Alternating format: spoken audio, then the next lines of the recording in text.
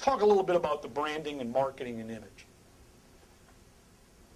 Marketing happens to be the one thing that confuses the independent a lot. They see all the messages that happen around them. They see all the noise of messages. And they think, well, I can do that. First of all, marketing is very expensive. There's no way around it.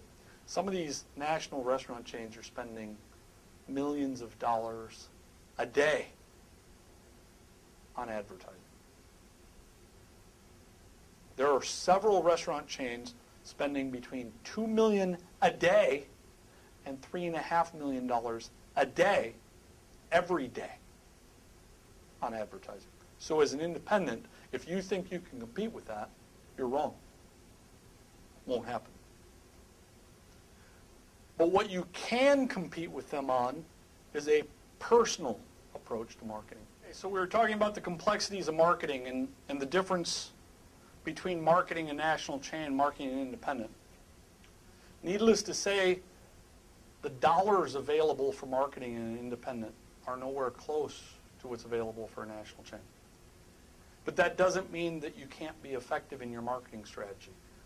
During your phase of pursuit, it's critical to get the flavor of your marketing message figured out at that time. Don't wait until the restaurant's open and operating, or even a few weeks before it's ready to open and operate, to determine your flavor and your message. Again, each concept has its own style of marketing. Part of that becomes the fact that each style of restaurant has its own price points that go with marketing. Pictures of food sells. There's no way around it. By showing pictures of food, it helps the customer think about the food, and therefore they buy it. But they have to be high-quality pictures. There's actually people called food stylists that actually get paid very good money to make sure that pictures of food look right with your marketing. Steam coming off of it, moisture, freshness, full. You got to think about what your food's going to look like when you present it to the customer. One of the biggest complaints we get when we do surveys of customers is that the food picture they saw and the food they actually got don't match.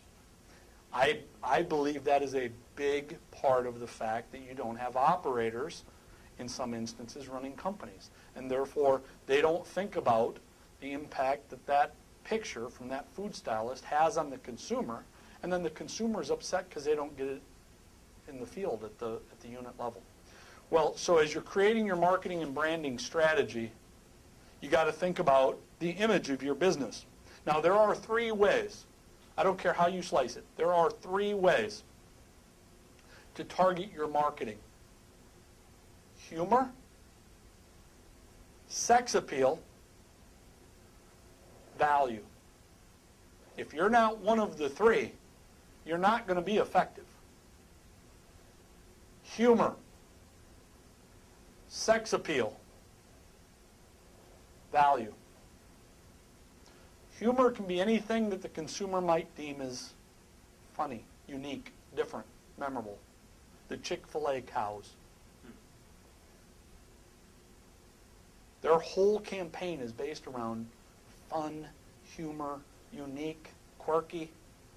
It works because of it. It works. There's plenty of restaurant independents and national chains that use humor to drive the customer marketing message. Sex appeal. Sex appeal is defined in multiple categories. One is beautiful women. You can use beautiful women to drive the customer marketing message. Beautiful men. Beautiful environment. Picture of the building, picture of the ocean, picture of the mountainside, right? Those are all sex appeal. For that matter, using power-driven sex appeal, which might be fast cars, cool technology. It's all sex appeal. And then the third is value, which is I'm getting a good deal for my dollar. That's where independents tend to make the mistake. They think by offering a coupon, that is value. It's not. Okay? Value is in the mind of the consumer. Value is not necessarily what I pay for something.